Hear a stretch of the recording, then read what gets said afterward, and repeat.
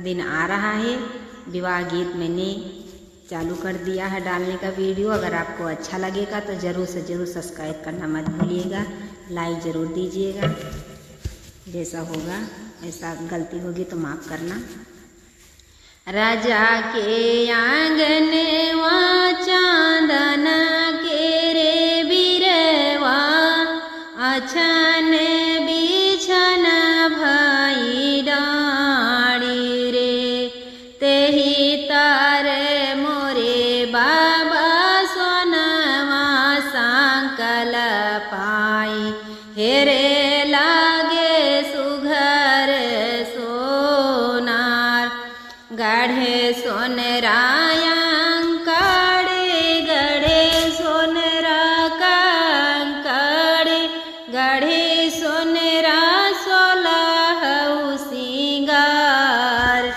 या तारा पहिनी बियटी चौके जबई थी,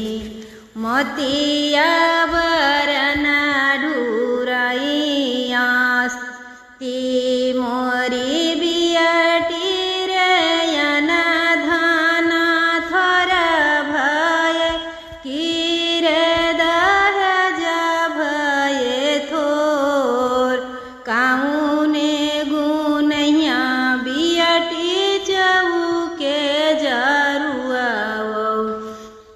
मोतिया बरन ढूरैयास, नाही मोरे बाबा रयन धाना थोर भय, नाही दहज भय थोर, आजू किरनिया बाबुल तुहारी नगरिया,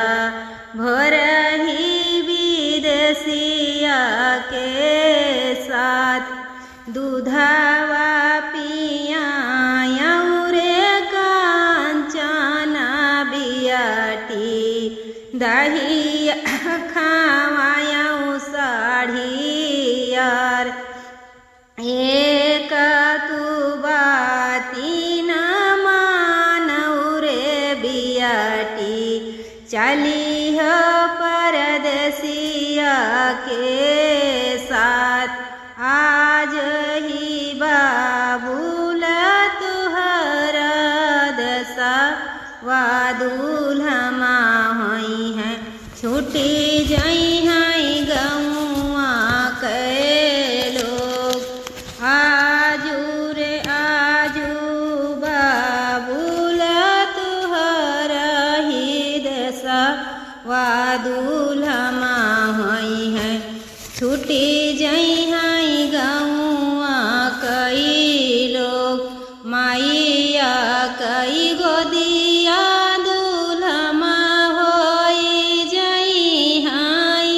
छूटी जाई हैं सखिया हमार,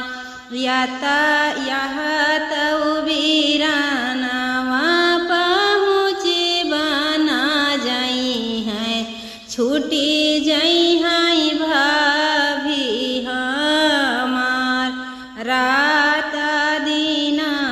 बाबू सुबाना पोछबाई, जब